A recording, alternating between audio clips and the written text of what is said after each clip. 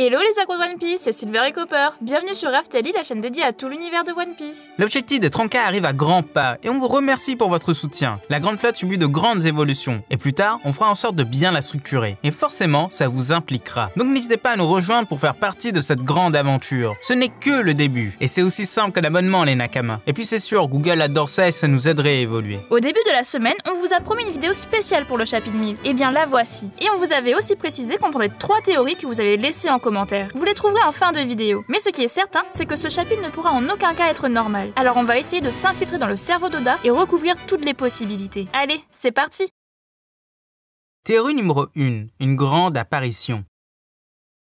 Pour cette première théorie, tournons-nous vers le passé, et plus précisément vers les chapitres aussi emblématiques que celui-ci, en termes de numérotation bien sûr. Dans le chapitre numéro 1, et oui il faut bien commencer quelque part, on y découvre Luffy et son modèle, Shanks le roux, avec une petite présentation et l'introduction de l'œuvre. C'est simple, court et précis. Puis au chapitre 50, on a l'apparition de Mihawk, dans l'arc du Baratie. Il entre en scène de la façon qu'on connaît tous, sur un petit bateau, une barque quoi, et dévie les balles avec son arme. Et enfin, il finit par commencer une joute avec Zoro. Dans le chapitre 100, c'est l'introduction de Dragon. Il débarque à Locktown et agit de façon très mystérieuse. C'est le moins que l'on puisse dire, car on n'apprend même pas son identité, juste son nom. Il ne fait que retenir Smoker et aide Luffy à fuir sans se dévoiler. Puis, ça devient un peu plus délicat. Au chapitre 300, Ener prend la voie des airs, mais là, c'est une disparition. Dans le chapitre 200 et 400, il n'y a rien de particulier. Il faut attendre le fameux chapitre 500 pour y voir l'apparition d'un nouveau personnage très important, Silver Riley. Il fait son apparition à la toute fin du scan, en tant que marchandise de la salle aux enchères. Mais il en profite forcément pour assommer Disco grâce à son Haki des rois. Ça, c'est une entrée en scène.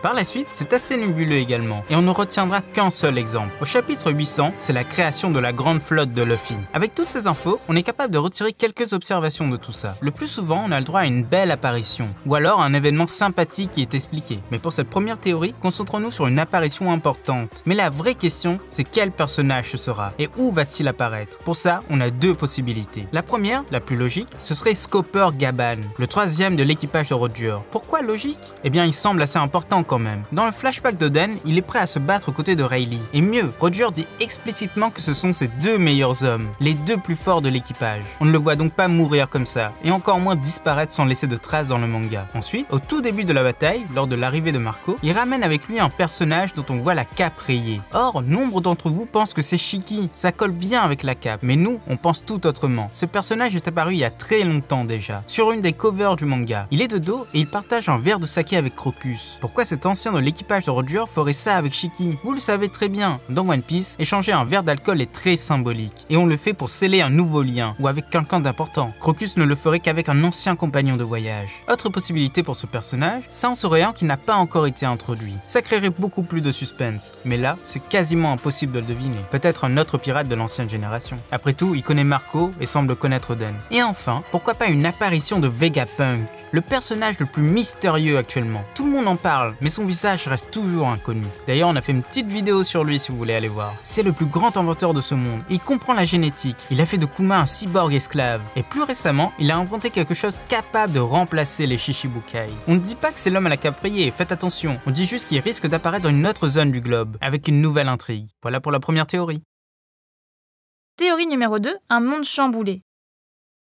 Dans le monde de One Piece, il y a quelque chose qu'on adore particulièrement, c'est la sortie des nouvelles primes. Et plus que ça, c'est le tour du monde lorsque des nouvelles sont données, comme lors de la chute de Crocodile, la chute de Doffy, ou même l'avènement du 5e empereur. Or là, de nombreux événements ont eu lieu, et nous avons déjà eu un avant-goût du chamboulement qui se prépare. Selon les journaux, au 4e jour de la rêverie, les révolutionnaires ont attaqué Marie-Joie. Dragon lui-même semble choqué par cette annonce. Il veut avoir une explication de la part des principaux concernés. Deuxième grand événement, les rois ont décidé d'abolir le système des Shichibukai. La marine est donc envoyée en urgence pour tous les arrêter. Il ne serait donc pas étonnant d'avoir quelques pages sur la suite des événements. Alors on vous donne notre point de vue. Pour la rêverie, on ne pense pas que Sabo ait été capturé, contrairement à beaucoup de commentaires d'ailleurs. Et la raison est simple, Dragon s'exclame. Vérifions les faits d'abord. Koala ne veut pas y croire et pleure. Les révolutionnaires n'arrivent pas à joindre les autres infiltrés. Dadan dit que ça ne peut pas être vrai. Ils viennent d'apprendre qu'il est vivant. Alors c'est simple. Selon nous, le journal annonce que Sabo est mort. Morgan le dit bien. À la une du journal, il y aura une mort, une tentative d'assassinat et les résultats des délibérations. Et petite info supplémentaire, Garp annonce à Neptune qu'un des incidents impliquait les souverains d'Alabasta. Personne ne parle d'une capture et d'une prochaine exécution. Et si c'était le cas, Dragon agirait totalement différemment. Il chercherait à réunir les forces armées avant de connaître la vérité, afin de prévenir le désastre. Notre version des faits est celle-ci. Le gouvernement mondial a vu en Vivi un problème. Im-sama a sa photo dans les mains. De ce fait, ils veulent la faire disparaître. Mais les révolutionnaires s'interposent, voyant la scène par hasard. Durant l'altercation, Sabo se fait gravement blesser à la limite de la mort. Les autres le sauvent de justesse et Vivi par la même occasion. Mais le gouvernement annonce tout autre chose. Sabo et les autres ont attenté à la vie du souverain d'Alabasta. Mais ils ont été arrêtés par les amiraux présents. Leur leader a été tué et les autres se sont rabattus sur son sauvetage et l'enlèvement de Vivi. Mais la seule chose impossible à comprendre, c'est l'absence de nouvelles de l'ensemble des protagonistes. Sont-ils toujours cachés sur place, dans le sous-sol, attendant que tout se calme? Mais bien sûr, même si ça ferait trop redondant avec l'arrestation d'Ace, on n'exclut pas l'arrestation de Sabo. Pour la deuxième nouvelle, la fin des Shichibukai, on a fait une énorme vidéo sur le sujet, mais elle date du début de la chaîne. Vous pouvez quand même aller la voir si vous voulez, elle s'affiche en haut à droite, mais on fait un petit résumé ici. Boa Hancock a eu un sort pire que la mort. Elle déclare elle-même qu'elle ne quittera pas son île, qu'elle est assez forte pour résister. Forcément, la marine enverra quelqu'un de plus fort. Il semblerait que Kobe fasse partie du groupe, mais il y a sûrement plus puissant avec lui, un amiral. Suite à ça, elle sera arrêtée et envoyée à Impel Down. Mais rappelez-vous, sur place, les nouveaux arrivants sont mis à nu, inspectés, désinfectés. Et c'est là que les choses deviendront horribles pour elle. Ils reconnaîtront la marque sur son dos, celui des Tenryobito. Son passé sera révélé, elle a été et est toujours une esclave. Et sans aucun scrupule, le gouvernement l'offrira en cadeau à ces monstres de dragons célestes. Ce sera le début de la torture.